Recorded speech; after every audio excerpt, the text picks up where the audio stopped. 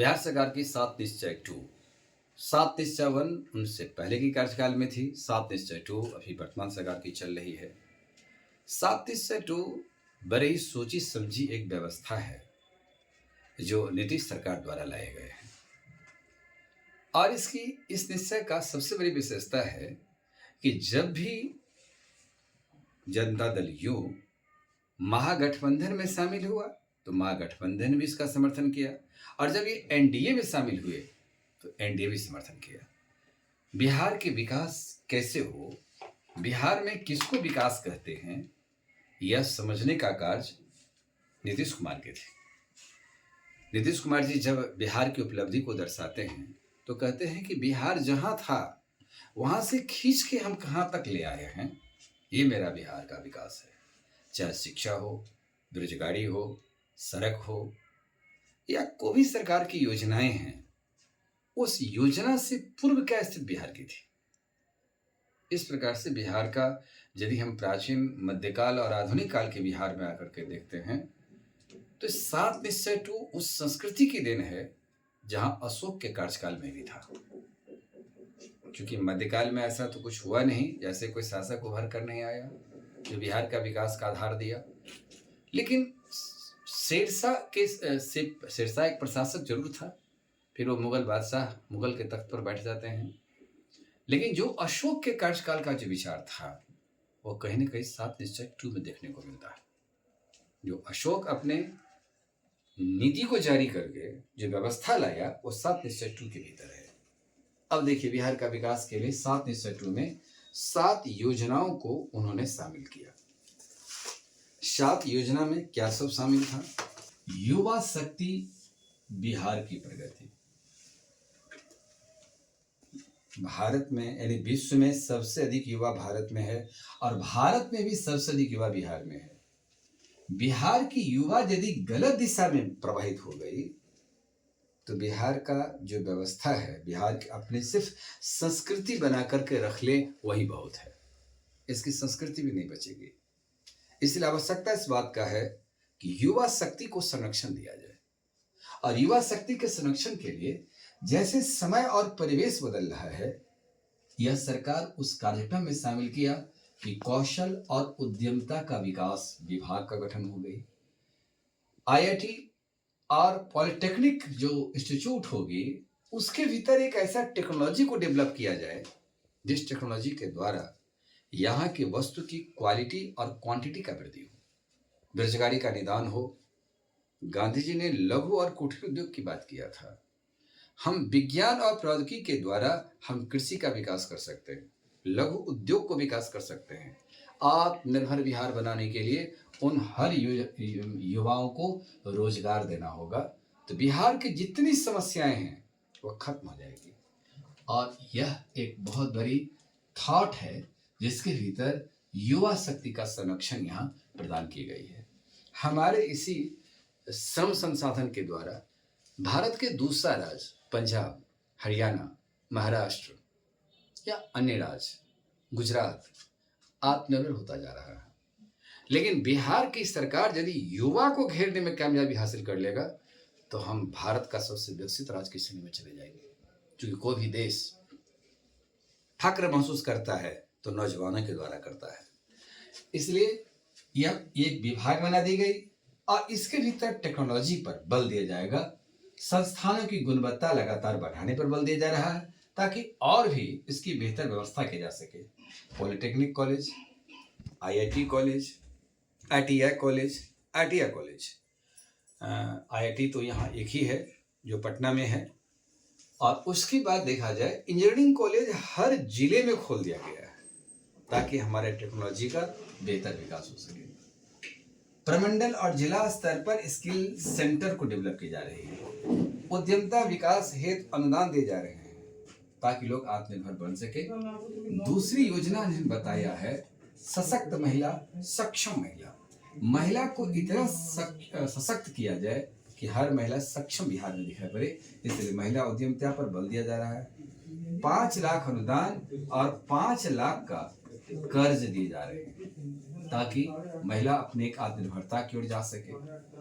महिला के लिए सहायता राशि प्रदान की जा रही है। महिला आरक्षण, ये सहायता राशि में मैट्रिक से लेकर के स्नातक तक की छात्राओं को, यह सभी वर्ग के, किसी ऐसा नहीं है कि गरीब और अमीर, सभी को राशि उपलब्ध कराने की बात है। मैट्रिक 15,000, इंटर 25,000 और स्नातक 50,000 रुपया दे जा रहे हैं। बीपीएससी पीटी पास करने पर 50,000 और यूपीएससी पीटी पास करने पर 1,00,000। यह तो सहायता राशि है ताकि महिला आत्मनिर्भरता की ओर बढ़ सके। महिला आरक्षण, ग्राम पंचायती राज, शहरी निकाय में 50% आरक्षण है। साथ ही 35% आरक्षण राज्य सेवा में भी दिए गए हैं ताकि महिला हर क्षेत्र में पहुंच जाए, इस सशक्त व्यवस्था को लागू कर सके। तीसरा है हर खेत को सिंचाई। कृषि कार्य के बेहतर और समुन्नत विकास करने के लिए हर खेत को सिंचाई व्यवस्था के लिए व्यवस्था की जा रही है कि नहर योजना चलाए जा रहे हैं और यथाशीघ्र सरकार यह प्रयास करेगी हर खेत को पानी पहुंच जाए। रबर डैम के सहारे गंगा की पानी को पहुंचाया जा रहा है उन क्षेत्रों में जो पानी की किल्लतें थी, जैसे फल्गु नदी में यह पानी गंगा की पहुंचाई गई ताकि वहां पर लोगों को सांस्कृतिक कार्यक्रम करने में भी योगदान मिल सके। दूसरी बात यह थी कि जहां गंगा नहीं है वहां यदि गंगा का पानी उपलब्ध कराए जा रहे हैं तो यह एक भागीरथ प्रयास जरूर है।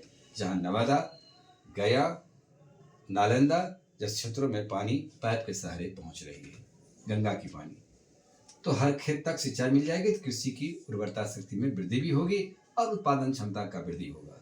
स्वच्छ, चौथा है स्वच्छ गांव समृद्ध गांव।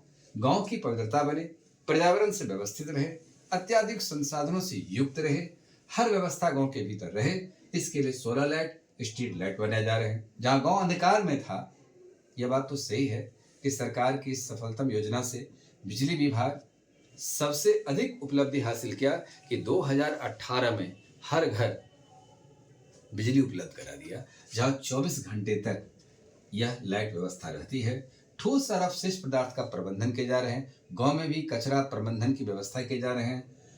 पशु और मत्स्य संसाधनों का विकास किए जा रहे हैं और मत्स्य संसाधन के लिए केंद्र सरकार ने भी सहायता राशि दिया है। मखाना के लिए भी केंद्र सरकार ने सहायता राशि दिया है।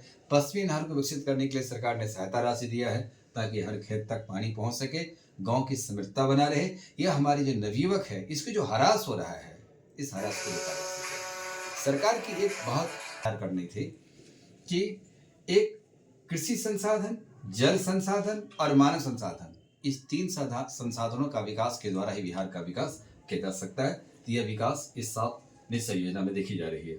स्वच्छ शहर, विकसित शहर, ताकि यह स्वच्छ की पर्यावरणीय व्यवस्था बना रहे।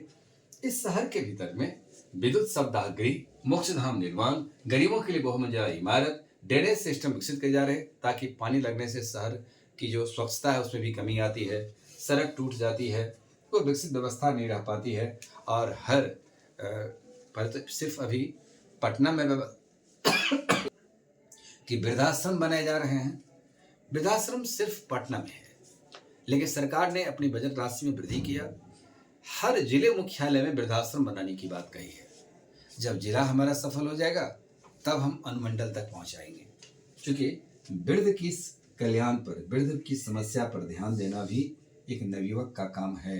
लेकिन आज हम लोग जिस तरीका से वृद्ध को सम्मान नहीं कर पाते हैं तो ये एक दर्द है। और हिंदुस्तान की एक बात है कि ओल्ड इज गोल्ड, इस सिद्धांत को पालन होना चाहिए, वृद्ध का सम्मान मिलना चाहिए। लेकिन सरकार देख रही है कि जो वृद्ध लोगों की समस्या है उसका संरक्षण मिल जाए। आगे है सुलभ संपर्कता।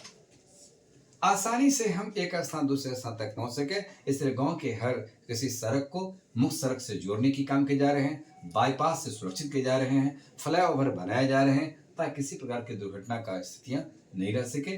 और पटना से यानी राजधानी पटना से बिहार के हर जिले मुख्यालय से 5 घंटे का सफर भी पूरा हो जाए, इसके लिए जाल सुलभ संपर्कता बैठाए जा रहे हैं, सड़क जाल बैठाए गए। उसके बाद आपकी परिवहन का विकास किए गए, जिस परिवहन में रेल परिवहन तो पहले से ही मौजूद है।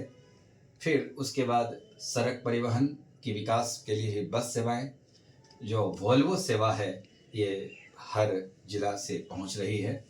बेहतर स्वास्थ्य में पशु और मानव की स्वास्थ्य की व्यवस्था किए जा रहे हैं और स्वास्थ्य केंद्रों की संख्या को बढ़ाए जा रहे हैं।